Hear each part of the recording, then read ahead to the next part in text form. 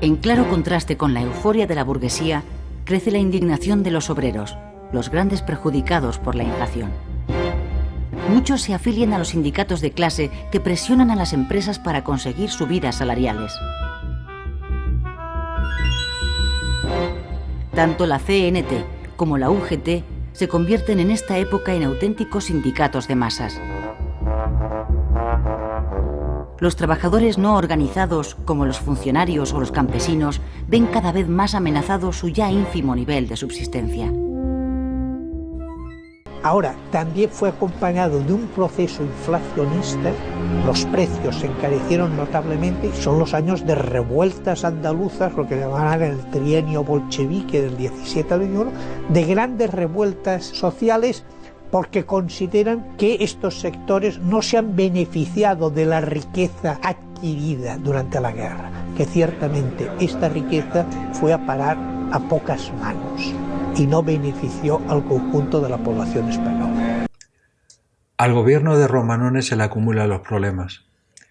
Por un lado está la cuestión social con el aumento de las huelgas y la unidad entre los sindicatos de la UGT y de la CNT, una crisis en el ejército con la creación de juntas militares y la implicación o la declaración, mejor dicho, de Alemania de declarar la guerra en el Mediterráneo occidental.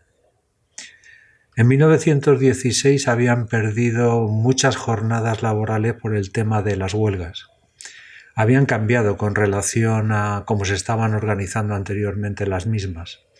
Ahora son menos locales, menos espontáneas y más canalizadas por los sindicatos de la UGT y de la CNT, y buscaban más el reconocimiento de los sindicatos que la protesta social. En mayo de 1916 se celebró en Madrid el 12 Congreso de la UGT. En esos momentos el sindicato socialista estaba pasando unos malos momentos con un descenso de su afiliación bastante notorio. En 2 años había descendido casi en un 50%. En 1914 contaba con 160.000 y en 1916 con tan solo 85.000 afiliados. En Aragón y en el País Vasco la UGT casi había desaparecido. El motivo de este descenso es que los obreros culpaban a los socialistas de que no hacían nada por ellos y se pasaban en masa a la CNT, que por lo menos sí convocaba huelgas. En este congreso hubo una propuesta y se habló de buscar un entendimiento entre la UGT y la CNT para convocar una huelga general en contra de la subida de los precios. Esta propuesta estuvo protagonizada por una nueva generación de socialistas, donde destacaban 2 personajes, Julián Besteiro y Largo Caballero, que se oponían a los postulados de Pablo Iglesias de actuar de una forma separada e independiente de otras formas políticas y sindicales. El 12 de julio de 1916 los ferroviarios se pusieron en huelga, se quejaban por la subida de los precios y los bajos salarios.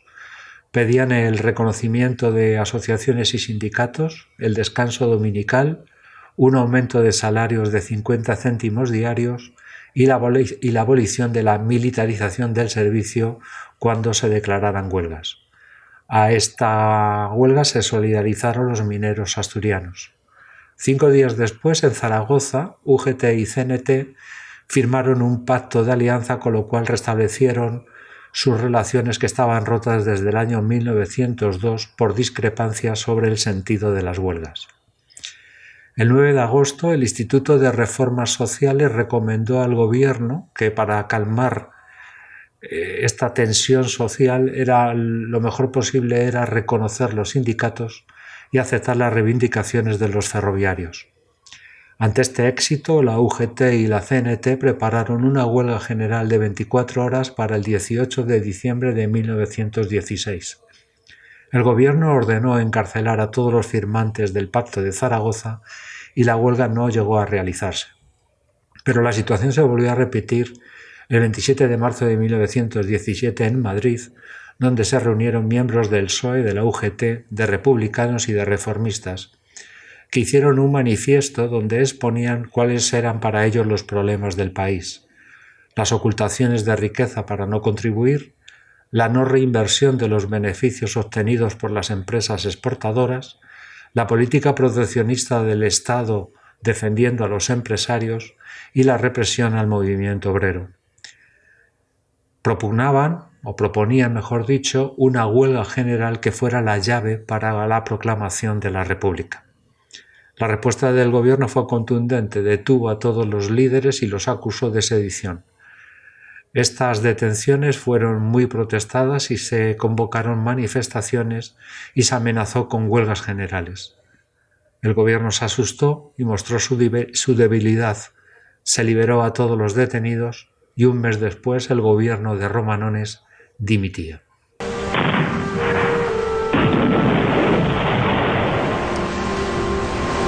Aunque España permaneció neutral, no quedó totalmente al margen de la guerra. La situación geográfica resaltó su importancia en la guerra submarina diseñada por Alemania para dificultar el abastecimiento y los movimientos de los aliados. Alemania hundió más de 12,5 millones de toneladas de registro de la Marina Mercante Mundial. España perdió 87 barcos, en torno al 20% de su capacidad.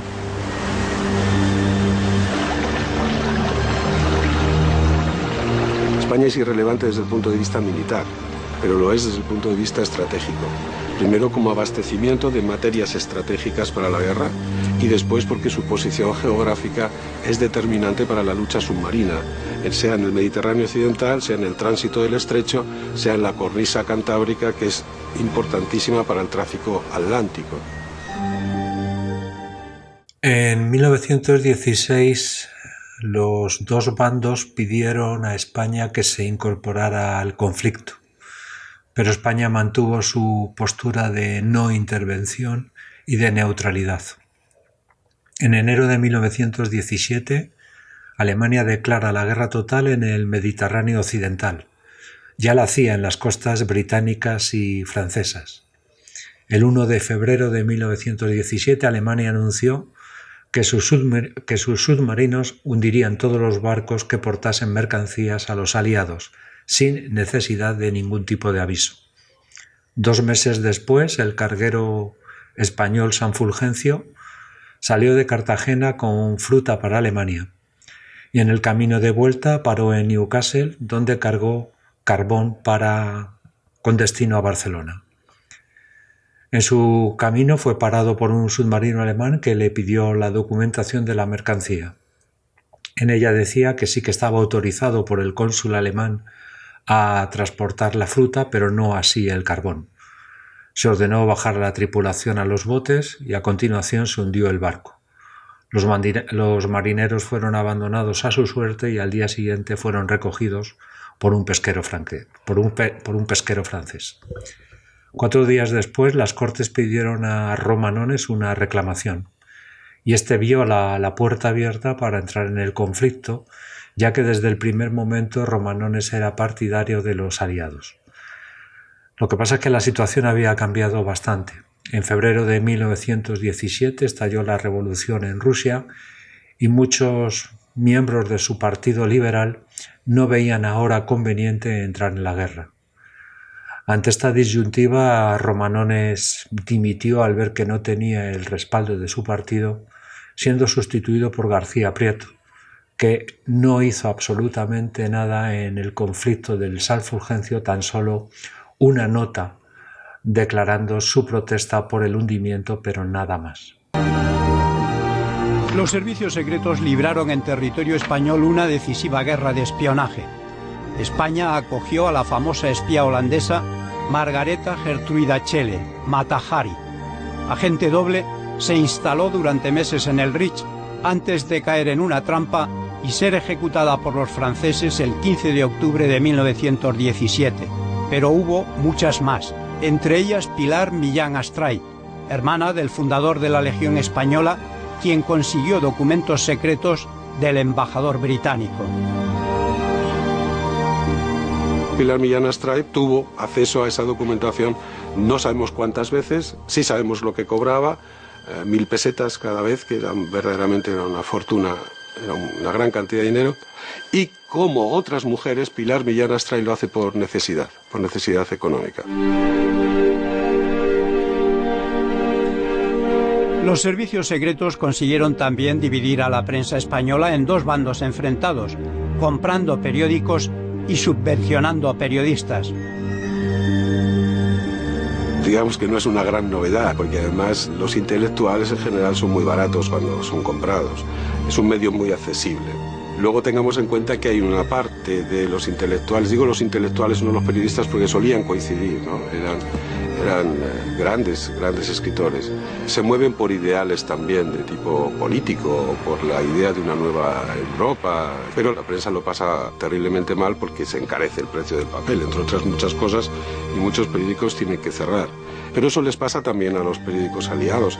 La revista España, que es la revista de los intelectuales españoles por excelencia, que ha creado, que dirige José Ortega y Gasset, a finales de 1915 está a punto de cerrar. Y es gracias al dinero que meten franceses, ingleses e italianos que en 1916 es reflotada y vive gracias a esas subvenciones. Y ahí tenemos digamos, a la intelectualidad española por excelencia. Ahí está Manuel Azaña, ahí está Unamuno, ahí está Maeztu, ahí están todos.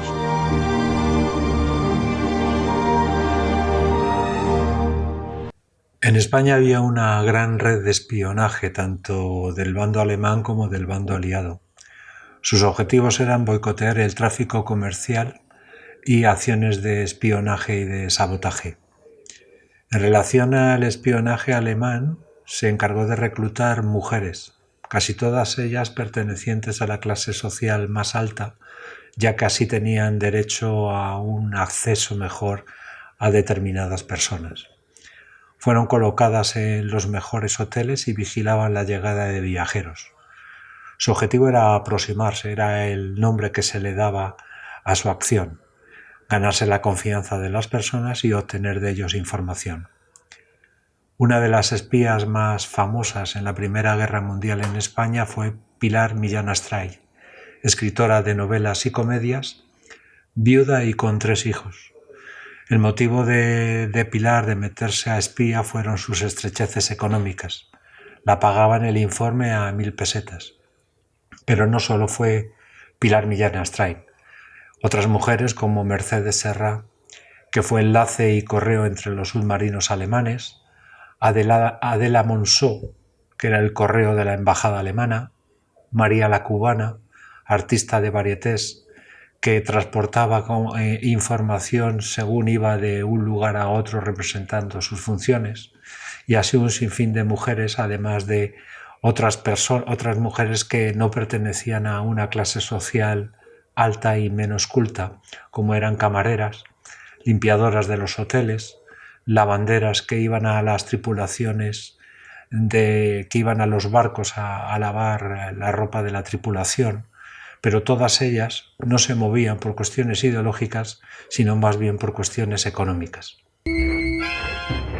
El malestar y el descontento llegan también al ejército, una institución arcaica, mal dotada y sobrecargada de mandos. 16.000 oficiales para 80.000 soldados.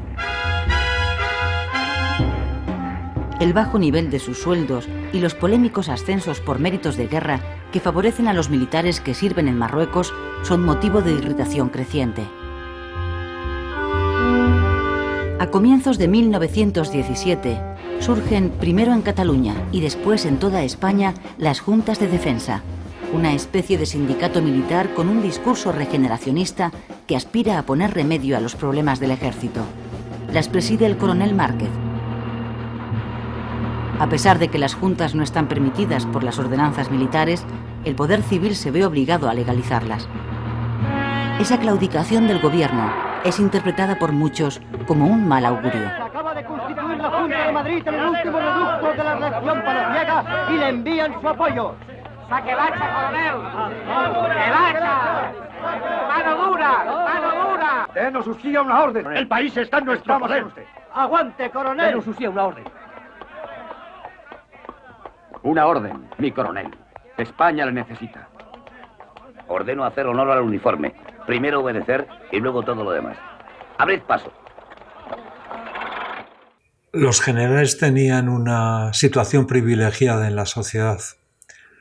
Ocupaban cargos públicos como senadores, gobernadores provinciales y casi siempre era un militar el que ocupaba la cartera del Ministerio de Guerra.